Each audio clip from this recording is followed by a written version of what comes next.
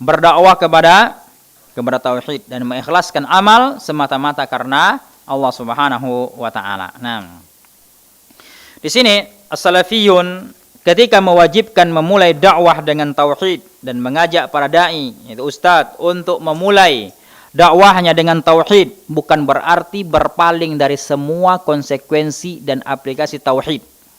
Akan tetapi salafiyun menjadikan dakwah tauhid sebagai prioritas utama, memulai dari yang paling penting kepada yang penting, melaksanakan yang wajib-wajib, yang sunnah-sunnah dan yang lainnya.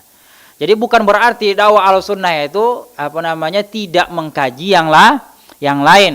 Hanya tauhid ya terus. Kapan kita pandai sholat, gitu kan? Nah, kapan kita pandai zakat, kapan kita pandai haji, kapan kita tahu hukum puasa dan semisalnya. Akan tetapi ahlus sunnah itu memprioritaskan dakwah tauhid itu yang paling diutamakan dan yang paling penting. Bukan berarti dakwah yang lain ditinggalkan. Nah, jangan orang salah paham. Tauhid terus kapan kita nak tahu bab muamalah, kapan kita nak tahu bab jihad, kapan bab enggak. Nah, dakwah Ahlussunnah itu adalah dakwah yang menyeluruh. Nah, ya semua diajarkan, tapi di sana ada yang prioritas, yang paling penting itu dulu yang didakwahkan. Nah, itu dulu yang disampaikan. Nah, karena ini akan menjadi pembuka ya semua, ya mengurai daripada hati-hati yang malas akan menjadi semangat, yang bermaksiat akan menjadi hilang dan seterusnya. Sebagaimana Aisyah radhiyallahu anha menjelaskan bahwa kalau seandainya ayat-ayat yang pertama kali turun adalah tentang zina, larangan berbuat zina, maka niscaya orang-orang tidak akan meninggalkan zina. Kalau niscaya pertama kali ayat-ayat turun berkaitan dengan yaitu larangan dari minum-minuman khamar, minum-minuman keras, yaitu niscaya orang tidak akan meninggalkan minuman keras.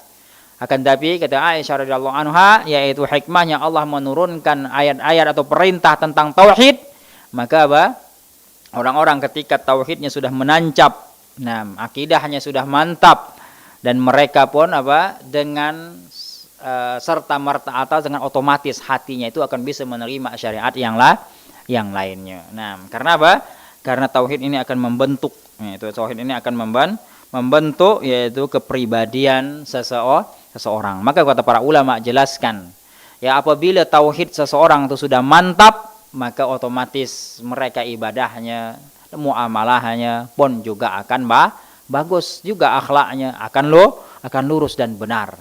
Maka ketika ada orang sangat, ya kata mereka, kita ini dakwah sekarang mulai kita adalah kepada akhlak dulu, karena manusia ini butuh kepada akhlak. Mereka ini banyak yang kurang adab, baik mereka ini kurang dalam muamalahnya, kemudian kurang di dalam, sehingga mereka berani bermaksiat segala macam ini karena akhlak mereka tidak bagus.